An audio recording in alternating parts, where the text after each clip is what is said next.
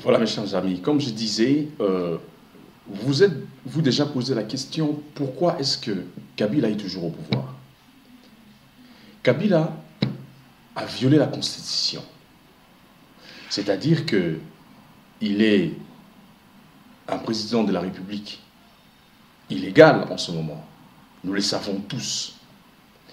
Et pourquoi est-ce que Kabila est toujours au pouvoir actuellement? Eh bien, tout simplement parce que, comme je vous ai dit au départ, les pays africains francophones n'ont au fait jamais eu leur indépendance. Parce que si les pays africains avaient eu leur indépendance depuis 1960, aujourd'hui, nous aurions vu se succéder plusieurs présidents de la République élus démocratiquement par le peuple. Mais ce n'est pas le cas. Pourquoi je le dis? Je le dis parce que je me suis dit, bon, on ne va pas parler en l'air, on va quand même prendre la constitution de notre pays et puis lire et voir si effectivement nous avons eu des chefs d'État dignes de ce nom. En cherchant un tout petit peu, je suis tombé sur le paragraphe premier de l'article 69 de la Constitution de la République démocratique du Congo. Voici ce que nous dit l'article 69. L'article 69 nous dit ceci. Le président de la République est élu, le président de la République est le chef de l'État. Il représente la nation et il est le symbole de l'unité nationale. D'accord? Il veille au respect de la Constitution. C'est le président de la République lui-même, c'est sa tâche à lui de veiller sur le respect de la Constitution du pays. On continue. Il assure par son arbitrage le fonctionnement régulier des pouvoirs publics et des institutions ainsi que la continuité de l'État. Il est le garant de l'indépendance nationale et de l'intégrité du territoire, de la souveraineté nationale et du respect du traité des accords internationaux. L'article 70 nous dit aussi ceci. Le président de la République est élu au suffrage universel direct pour un mandat de 5 ans, renouvelable une seule fois seulement. Et donc, si nous faisons les calculs de tous ces présidents de la République que nous avons eus depuis 1960, parmi eux, aucun n'a respecté la Constitution de la République démocratique du Congo. Aucun d'eux n'a respecté la Constitution. Pourquoi? Parce que l'article 70 le dit. Le président de la République est élu au suffrage universel direct pour un mandat de 5 ans, renouvelable une seule fois. Kabila a été élu aux élections dernières. Bon, nous savons tous que ce n'est pas lui qui a été élu le président de la République, c'est Étienne Tshisekedi. Mais, avec ses amis, ils ont chipoté ici et là. Et Kabila est celui qui a été choisi pour être le président de la République. Des années après, le peuple congolais se révolte. L'année passée, si je me trompe, en janvier 2016, le gouvernement congolais a décidé de modifier un paragraphe de la Constitution et tout le peuple est sorti dehors pour manifester contre ce glissement de la loi électorale qu'ils ont voulu mettre en place en ce moment-là. Et après, nous avons vu que le président Joseph Kabila devrait normalement organiser les élections parce qu'il est, lui, le garant de la Constitution. C'est lui qui doit mettre en place des paramètres qui font en sorte que la Constitution doit être respectée parce qu'il veille sur la Constitution, selon l'article 69. Mais cela n'a pas été aussi le cas parce que Kabila n'a pas organisé les élections. Pourquoi? J'ai entendu parler parce qu'il devait recenser les Congolais. Comment voulez-vous recenser les Congolais dans un petit laps de temps? Tout ça, ce sont que des magouilles. Le gouvernement du Congo a décidé d'utiliser une petite partie de l'article 70 pour justifier la présence du président Joseph Kabila aujourd'hui au pouvoir. Et cette partie dit ceci. à la fin de son mandat, le président de la République reste en fonction jusqu'à l'installation effective du nouveau président de la République, du nouveau président élu. Et donc, ce petit paragraphe ici de l'article 70, en quelque sorte, est utilisé par les avocats de la majorité présidentielle pour prouver que Kabila est un président légitime. Mais je n'étais pas là. Mon but aujourd'hui, ce n'est pas de vous parler du président Joseph Kabila, mais c'est de vous expliquer tout simplement qu'il y a magouille et que c'est un chef d'État qui est là. Pourquoi? Parce que ses amis, hommes d'affaires internationaux, dirigés par des banquiers, etc., qui veulent que le président Joseph Kabila reste sur place. Pourquoi? Parce que c'est un président docile, c'est un président qui fait en sorte que tous ces multinationaux aient la main libre sur nos matières premières géostratégiques. Mes chers amis, l'ordinateur que je suis en train d'utiliser maintenant pour vous parler de ça est fabriqué avec le coltan. Or, la République démocratique du Congo actuellement est le pays, je crois, le deuxième ou le troisième producteur du coltan au monde entier. Et donc, nous savons que des compagnies comme Dell, des compagnies comme iPhone, Samsung, etc., ont tous besoin du coltan pour fabriquer leur matériel informatique. Et donc, si ces gens-là ont un président de la République qui le permette de prendre ces matières premières géostratégiques pour qu'ils continuent à les utiliser pour fabriquer leurs appareils et ensuite les vendre dans le monde entier et s'enrichir, et puis donner des miettes à Joseph Kabila et à son gouvernement, eh ben c'est un président de la République qui peut rester sur place. Donc c'est pour vous dire que le président de la République au Congo n'est pas contrôlé par l'État. Je vais dire, lui-même ne se contrôle pas lui-même. Il est là parce qu'il y a des puissances occidentales ou occidentaux qui veulent qu'il reste là. C'est ce qui veut dire que la politique internationale qui justement fait en sorte que aujourd'hui l'Afrique est en train de saigner à cause des décisions prises par ces pays, doit en quelque sorte intéresser le peuple africain dans sa totalité. Pourquoi je dis cela? Parce que, rappelez-vous de ce que je vous ai dit dans ma première vidéo. Je vous ai dit que l'Union européenne est contrôlée par Bruxelles. Et que Bruxelles, les décisions qui sont prises à Bruxelles, ce sont eux qui influencent la vie de tous les habitants de l'Union européenne, y compris les Africains qui y vivent. Et donc, si l'Union européenne continue à s'agrandir, l'Union européenne continue à agrandir aussi son pouvoir et continue à avoir aussi sa main sur plusieurs pays en voie de développement actuellement. Alors, moi je me suis dit, on ne peut pas continuer comme ça, il faut quand même qu'il y ait une solution. On doit quand même essayer de voir comment on va s'organiser pour sortir de ces jougs de cette colonisation de l'Union européenne. Alors récemment, il y a eu les élections présidentielles. Je me suis dit, tiens, je vais quand même m'intéresser à ces élections présidentielles pour voir un peu comment, dans quelle mesure ces élections présidentielles peuvent aussi influencer les décisions de l'Union européenne en quelque sorte, et puis dans quelle mesure il peut affecter au fait nos pays à nous, les Africains.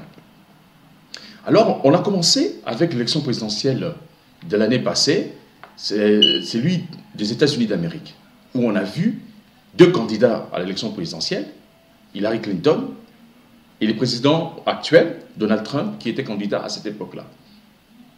Tous les médias étaient pour Hillary Clinton. Et Donald Trump, qui faisait des discours que moi, à cette époque-là, je ne connaissais pas vraiment, j'ai décidé de m'intéresser un peu à sa campagne électorale, de voir un peu ce qu'il dit, qu'est-ce qu'il propose exactement au peuple américain, pourquoi est-ce que le média s'acharne sur lui, pourquoi? Alors, j'ai remarqué que c'était quelqu'un qui ne mâchait pas ses mots. C'était quelqu'un, comme je l'ai dit, qui a de l'argent, premièrement, qui a fondé son empire avec son propre argent, dans l'immobilier ou un peu dans tout, dans le show business, etc. Et puis Donald Trump, là où je me suis intéressé à l'homme, c'est quand il a fait un discours devant l'Assemblée de l'EPAC aux États-Unis, où il a dit qu'il n'a pas besoin de ces lobbies pour financer sa campagne électorale. Je me suis dit, tiens, ça c'est intéressant. Parce que moi je sais que le président sortant des États-Unis, Barack Obama, a quasiment été financé par ces multinationales, par ces lobbies. Et donc, je sais aussi que Mark Zuckerberg a beaucoup aidé Barack Obama dans sa campagne électorale. Et ce sont ces mêmes lobbies, aujourd'hui, qui ont financé la campagne électorale d'Hillary Clinton. Alors je me suis dit, tiens, allons encore plus loin dans les recherches. Et j'ai remarqué aussi que ce sont aussi ces mêmes lobbies qui contrôlent les médias américains. Que ce soit CNN, que ce soit New York Times, que ce soit NBC, d'autres médias que je ne me rappelle plus. Et donc ce sont ces médias qui ont aussi financé et aidé Hillary Clinton dans sa campagne électorale. Et ce sont aussi ces mêmes médias qui ont tout fait pour casser l'élection de Donald Trump. En l'insultant, en les traitant de toutes choses, etc. Mais, mes chers amis, le peuple américain n'a pas choisi l'homme, Donald Trump, comme président de la République. Ça, il faut le savoir. Il a choisi le programme électoral et les projets de sa campagne, de ce qu'il allait mettre en place pour le peuple américain. Beaucoup ont dit que oui, ce ne sont que des mots, ce ne sont que des promesses de campagne, etc., etc. Le peuple américain a enfin vu dans l'homme quelqu'un qui cherchait depuis longtemps. Quelqu'un qui ne mâchait pas ses mots, quelqu'un qui disait ce qu'il pensait à propos des médias, à propos de l'establishment américain, etc., etc.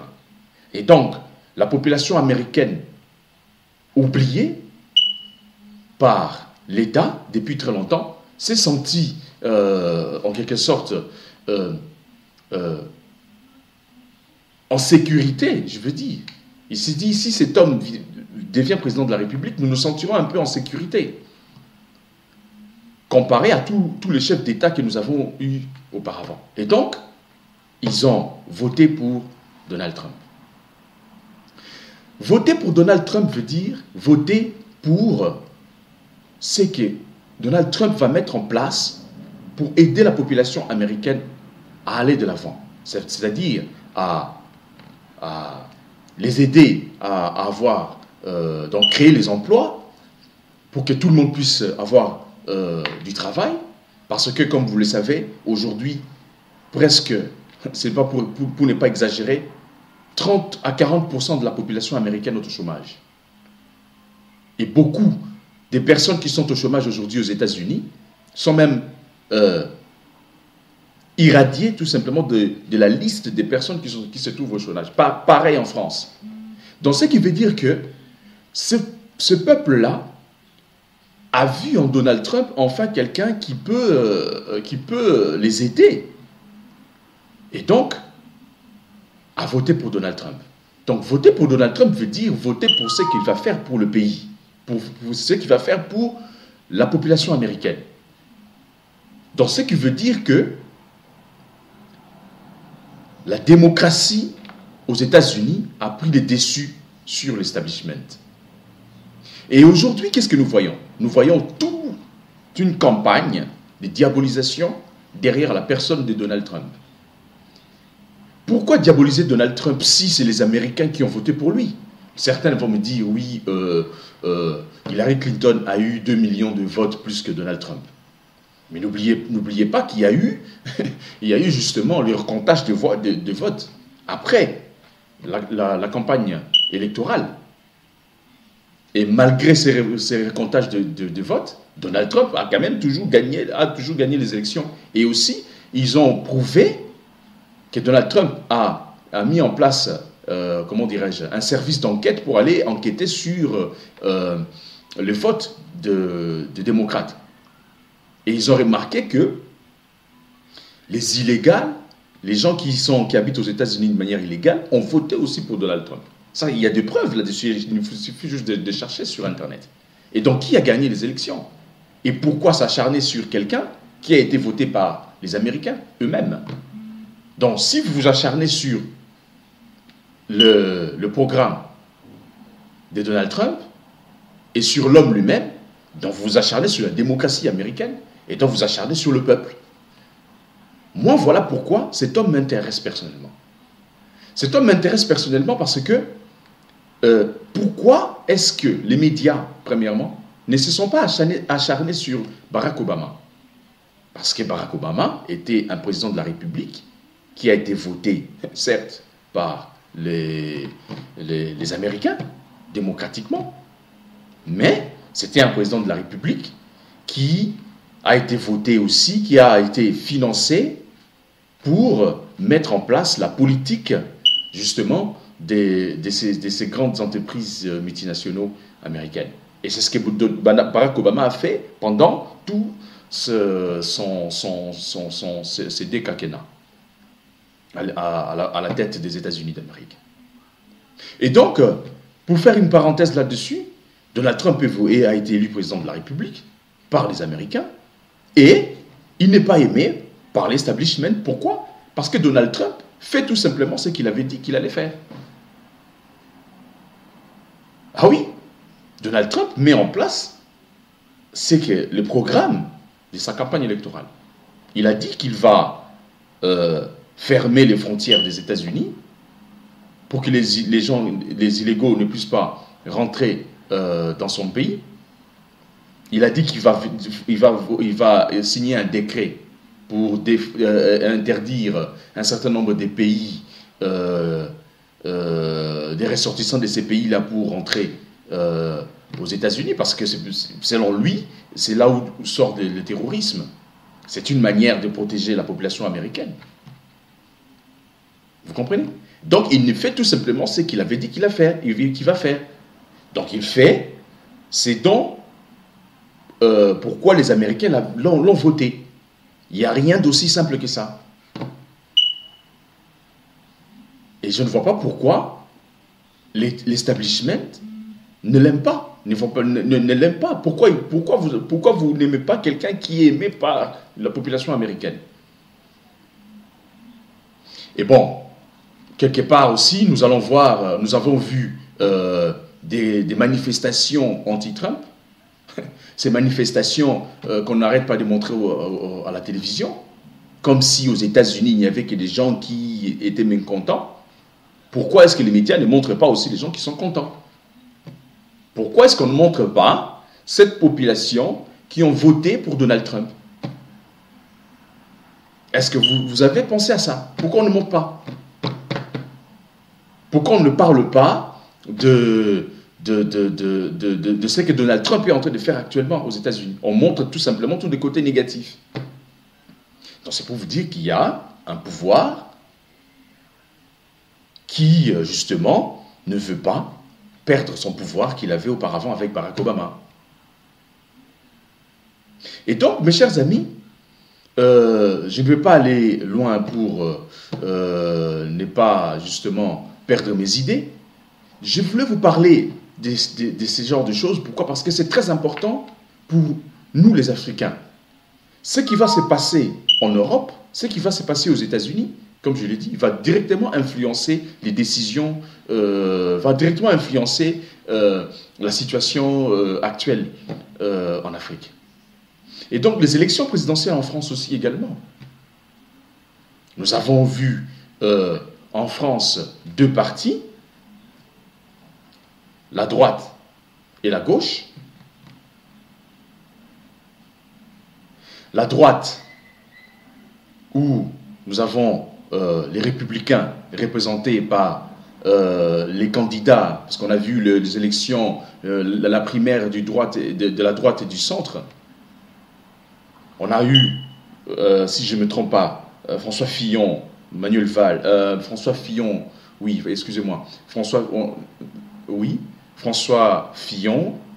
Nous avons eu Manuel, non, je me trompe un peu. Donc nous avons eu à gauche, c'est un peu compliqué comme système en France, mais comme candidat à l'élection présidentielle, nous avons eu François Fillon, nous avons eu Bruno Le Maire, nous avons eu des gens comme Manuel Valls, nous avons des gens comme Benoît Hamon, nous avons des gens comme Emmanuel Macron. Tous ces gens-là font partie de la droite ou de la gauche. Nous savons aujourd'hui que c'est la gauche qui est au pouvoir. Le président de la République qui représente les partis socialistes en France, François Hollande, avec son gouvernement, dont Valls était le Premier ministre, qui a perdu les élections face à Benoît Hamon. Nous avons Emmanuel Macron qui faisait aussi partie de son gouvernement, qui s'est écarté pour créer son propre parti En Marche, et qui s'est dit aujourd'hui le Messie qui va sauver la France. Et de l'autre côté, nous avons Jean-Luc Mélenchon, qui fait partie du Front de gauche, et nous avons Marine Le Pen, qui, elle, fait partie du parti qu'on appelle le Front National, qui depuis longtemps a montré que c'était un parti politique vraiment patriote. Et aujourd'hui, qu'est-ce que nous voyons? Regardez bien, quel est le candidat qu'on va plus diaboliser pendant ces élections présidentielles? Moi, je vous ai dit ceci. L'année passée, je vous ai dit que c'est Donald Trump qui allait gagner. Et il a gagné les élections. Cette année, c'est Marine Le Pen qui gagnera les élections présidentielles. Et elle deviendra présidente de la République. Et les médias vont la diaboliser, pareillement comme ils ont diabolisé Donald Trump aux États-Unis d'Amérique. Pourquoi moi, personnellement, je soutiens Marine Le Pen? Je soutiens Marine Le Pen parce que Marine Le Pen a une politique qui, si elle applique ce qu'elle dit, peut être bénéfique pour nous les Africains. Premièrement, Marine Le Pen avait dit pendant sa campagne électorale, ou bien même avant sa campagne électorale, que le franc CFA est un poison pour l'Afrique. Et donc, dans sa politique, elle compte supprimer complètement le franc CFA. C'est-à-dire que la France n'aura plus sa main mise sur la politique économique africaine. Disons plutôt sur la politique économique des pays francophones africains qui utilisent le franc CFA. Aujourd'hui, nous avons une vague des Africains qui font des conférences anti-franc CFA. Ça, c'est très bien. Ce qui prouve tout simplement que les Africains veulent aujourd'hui se libérer économiquement. Parce que c'est ça qui nous manque. Une indépendance économique. Et aussi longtemps que nous n'aurions pas cette indépendance économique, nous allons toujours continuer à dépendre de la France.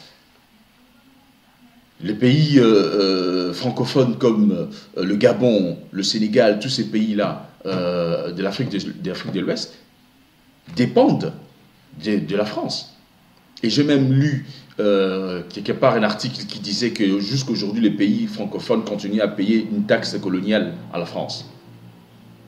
Ça ne va pas, on ne peut pas continuer comme ça. Il faut à un certain moment prendre des décisions et suivre ce qui se passe actuellement dans le monde. Et prendre part en disant, voilà, si cette personne aujourd'hui arrive à prendre le pouvoir, premièrement, qu'est-ce que Marine Le Pen veut pour son pays? Marine Le Pen veut quoi? Marine Le Pen veut un référendum pour la sortie de la France de l'Union européenne. Et rappelez-vous, en 2005, des Français avaient voté non, mais Nicolas Sarkozy a quand même ratifié le traité et qui a fait que la France est entrée dans l'Union européenne. Mais les Français avaient refusé. Les Hollandais également ont refusé de rentrer dans l'Union européenne, mais ils sont dans l'Union européenne. Est-ce que c'est ça la démocratie? Aujourd'hui, Marine Le Pen dit « Je veux que mon pays sorte de l'Union européenne. » J'ai suivi son meeting avant-hier, je crois, oui, hier soir, à Nantes, où il a bien précisé qu'il veut un référendum pour la sortie de la France de l'Union européenne et pour la sortie de la France de l'OTAN et pour les rétablissements des frontières en France et pour le contrôle des frontières de manière à ce que ce flux de migrants qui quittent l'Afrique, c'est tout ça, mes chers amis.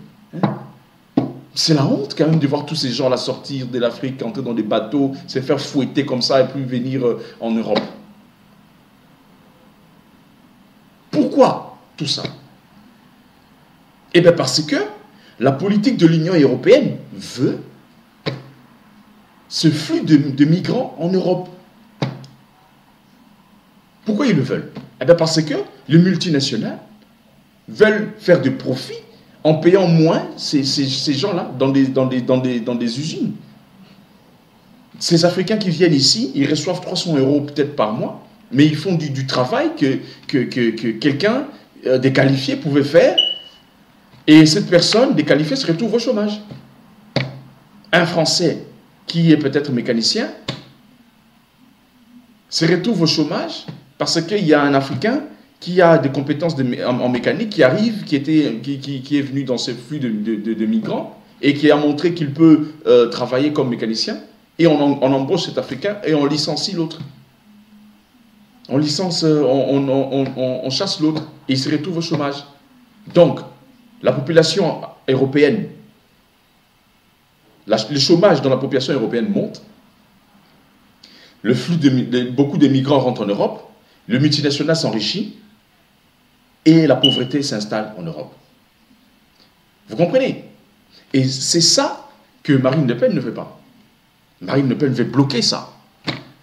Pareillement comme Donald Trump a fait aux États-Unis. Où est le mal dans tout ça? Quelqu'un qui veut plus qu'il y ait des migrants, beaucoup de migrants rentrent chez lui, il veut donner du travail à son propre peuple. Où est le mal dans ça? Hein, mes chers amis? Il n'y a pas de mal dans ça. Un président de la République est là justement pour contrôler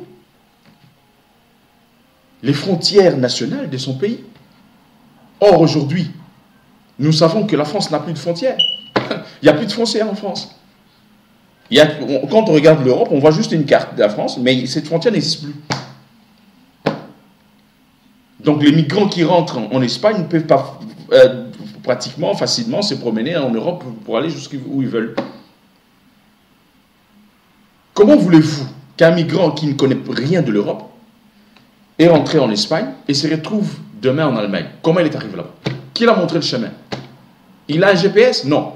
Il vient de l'eau, il a traversé toute la mer, il n'a pas de GPS, ni rien, mais il se retrouve en Allemagne, en train de travailler dans une usine. Comment est-ce possible? Donc, il y a des chemins qui font en sorte que ces migrants doivent emprunter ces chemins jusqu'à arriver à destination. L'Allemagne n'a plus de frontières. Le seul pays qui a gardé ses frontières actuellement, c'est la Russie, par exemple. Nous avons le pays comme l'Angleterre qui vient de quitter l'Union européenne, qui bientôt vont rétablir leurs frontières parce que ces mécanismes qui feraient en sorte que le Brexit puisse être mis en place n'a pas encore commencé. C'est encore en train d'être discuté au Parlement. Il y a un certain nombre de personnes pro-européennes qui bloquent encore ce processus, etc., etc. Donc, ce qui fait que Nous devons comprendre tous ces enjeux, afin de voir de quelle manière nous, les Africains, nous allons dans le futur diriger nos propres pays. Comment allons-nous diriger nos propres pays? Moi-même personnellement, je suis un Africain, j'habite ici, ça fait environ 20 ans, je parle le néerlandais, je parle le français, je parle l'anglais, j'ai vécu avec les Européens, je vois comment ils vivent. Et il y a des côtés positifs que je prends aussi chez nos compatriotes, je dirais chez nos frères européens. Il y a des côtés négatifs aussi que je laisse. Mais ces côtés positifs peuvent être positifs aussi pour moi personnellement et pour l'Afrique aussi. Et donc j'ai vu comment ces peuples vivent et j'ai pris quand même un certain nombre de choses qui peuvent être bénéfiques pour nous et pour mon pays, le Congo.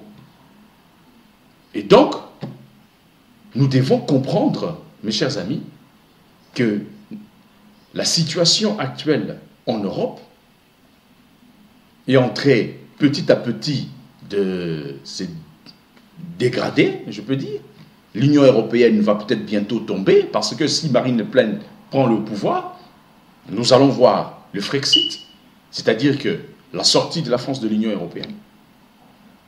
Et qui dit Frexit dit Netsit, ça veut dire l'Hollande, le Nederland en néerlandais. La Hollande va quitter l'Union européenne aussi. La Grèce va sortir aussi, etc. Et en Espagne, nous voyons le gouvernement catalan aujourd'hui qui est pour un référendum qui fera du catalan une république. Donc ils veulent se scinder, ils veulent se couper de l'Espagne. Et donc l'Espagne va aussi sortir de l'Union européenne, le Portugal la même chose, et etc. Jusqu'à ce que la Belgique va sortir aussi. Et donc, les pays européens vont voir leurs frontières se rétablir. Donc ça sera la fin de l'Union européenne, mais pas la fin de l'Europe. Parce que les nations européennes vont rester. Et si aujourd'hui, nous travaillons avec un président de la République comme Marine Le Pen, une présidente de la République comme Marine Le Pen, dans le respect mutuel de nos nations, et que nous nous respectons d'abord nous-mêmes, peuple congolais, ou peuple africain, vis-à-vis de cette population française, et que nous-mêmes nous mettons en place nos personnes responsables qui dirigeront le pays, que nous choisissons parmi nos enfants des génies, c'est-à-dire des gens qui ont une capacité intellectuelle au-dessus de la moyenne, à 50% par exemple, et que ce sont ces personnes-là que nous mettons dans la tête de nos États pour diriger nos pays, nous allons aller de l'avant. Nous avons beaucoup de nos compatriotes, beaucoup de nos frères et sœurs qui ont fini leurs études ici en Europe, en Afrique aussi, qui peuvent diriger les pays. Et donc, ce que il nous faut, c'est premièrement un travail en soi, entrer à l'intérieur de soi, visualiser un monde où les Africains vivront ensemble, faire un travail spirituel de manière à ce que nous puissions matérialiser ce qui sera à l'intérieur de nous-mêmes. Aujourd'hui, l'Afrique n'avance pas parce que un grand nombre de personnes créent une conscience collective négative pour l'Afrique. Le Congo n'avance pas parce qu'un grand nombre de personnes créent aussi une conscience collective négative pour le Congo. Le Congo n'avance pas non plus parce que le peuple congolais ne sont pas unis. Il n'y a pas d'union nationale. Les Baswahili sont maltraités, les Baluba sont mal vus, les Bangala, je ne sais pas, il y a toujours des querelles entre nous. Comment voulez-vous que le peuple congolais puisse avancer s'il y a déjà entre nous de la haine, de la jalousie et de la colère? Dès que quelqu'un prend un pouvoir, oh c'est un Moussouaïli. Dès que quelqu'un prend un pouvoir, oh c'est un Moulouba, etc. Comment on va avancer comme ça? Est-ce que c'est le Moulouba qu'il faut ou c'est un Moussouaïli qu'il faut c'est un Mungala qu'il faut, c'est un Mutetela qu'il faut, c'est un Mbande qu'il faut. Qu'est-ce que c'est que ça comme question? Le Congo ne doit pas être gouverné par des préférences ethniques. Le Congo doit être gouverné par des gens responsables, d'abord, premièrement. Des gens responsables choisis dans toutes les ethnies. Et ce sont eux qui vont représenter ces ethnies au pouvoir. Si au Congo nous avons 450 ethnies, eh bien nous devons trouver un moyen de créer un gouvernement avec 450 élus. C'est-à-dire que chaque ethnie, représentée par sa langue ou sous-langue, doit avoir un élu au Parlement pour, comment dirais-je, résoudre ces problèmes de querelle. Chaque ethnie doit nous présenter son représentant. Et c'est élu de la République sera choisi par un collège des initiés, ça veut dire des gens qui savent percevoir les vertus d'un être humain. Quelles sont ces vertus? La bonté, la paix, l'amour, la joie de vivre, etc. Donc une personne qui présente toutes ces vertus doit être sélectionnée dans cette ethnie, parmi plusieurs jeunes qui seront là, et il y aura des tests qui seront faits, ou bien de vote, et on va choisir, c'est lui qui va représenter cette ethnie-là au Parlement central. Et donc c'est de cette manière-là que nous allons diriger notre pays. Pas en choisissant des enfants parce que son père est parlementaire. Pas en choisissant quelqu'un parce que son père est quelqu'un d'important, ou bien un ministre de la culture, etc. C'est pas comme ça que nous allons diriger le Congo RDC. Et aussi, c'est que nous devons comprendre, le pays comme le Congo RDC est un continent, presque. Il est tellement grand et qu'on ne peut pas les diriger sans pour autant avoir une vision globale du pays. Le président de la République démocratique du Congo, si c'est comme ça encore ça va s'appeler, doit savoir ce qui se passe au nord de la République démocratique du Congo. Doit être au courant de ce qui se passe entre la frontière de la République démocratique du Congo, c'est-à-dire il doit savoir quels sont le peuple, qu'est-ce qui se passe, enfin, je vais y arriver. Le président de la République doit avoir le contrôle de toutes les frontières de la République. Il doit comprendre et avoir à l'esprit que le Congo est tellement grand et qu'il y a beaucoup des Congolais qui aujourd'hui, pour le gouvernement central, n'existent pas. On ne les connaît pas. Les gens qui habitent au nord du Congo, vers la frontière entre la République centrafricaine et la République démocratique du Congo, il y a des gens qui habitent là-bas. Est-ce que le gouvernement central connaît ces gens-là? Est-ce que ces gens-là savent même que Kabila est le président de la République? Ils peuvent le savoir, mais il y a des gens qui habitent dans les villages, ils ne connaissent même pas ça. Hein? Il y a des gens qui habitent dans les villages au Congo qui n'ont jamais mis pied à Kinshasa. Le Congo, ce n'est pas seulement le Kinshasa. Ah oui, le Congo, ce n'est pas seulement se réveiller le matin, aller dire que Kabila doit partir. Non, nous devons nous réunir, nous, peuple congolais, et réfléchir ensemble comment nous allons diriger ces grands pays qui nous ont été légués par les ancêtres. Et nous n'allons pas les diriger en disant que lui, il est Moussoui, il ne peut pas être dans le gouvernement. Lui, il est Moutetela, il ne peut pas être dans le gouvernement. Lui, il est ceci, il ne peut pas nous représenter. Lui, il est ceci, lui, il est Moussoui, donc il est rwandais. Arrêtons avec ça quand même. Arrêtons avec ces préjugés qui veulent tout le temps caricaturer quelqu'un et puis créer une nationalité à cette personne-là parce qu'il est de l'Est. L'Est fait partie du Congo, comme le Nord fait partie du Congo. Comme le centre du Congo fait partie du Congo. Comme Kinshasa fait partie du Congo, Lubumbashi pareil. Et donc, nous devons commencer d'abord à nous aimer entre nous, les Congolais. Et dès que nous allons arriver à ce niveau de conscience, le Congo changera automatiquement. Le Congo changera automatiquement. Il ne faut pas aller chercher, dire que Kabila doit partir. Si Kabila part, oui. On va mettre qui va remplacer Kabila actuellement? Dites-moi. Etienne Tshisekedi vient de mourir. C'est lui qui devait justement être là, qui a été aussi élu président de la République, vient de mourir. On va mettre qui? Quelle est la stratégie que les Congolais ont mis en place pour remplacer Joseph Kabila? Et donc, si on n'arrive pas à réfléchir ensemble, on va nous placer encore un autre individu là. Et le jeu va continuer. Le jeu continuera.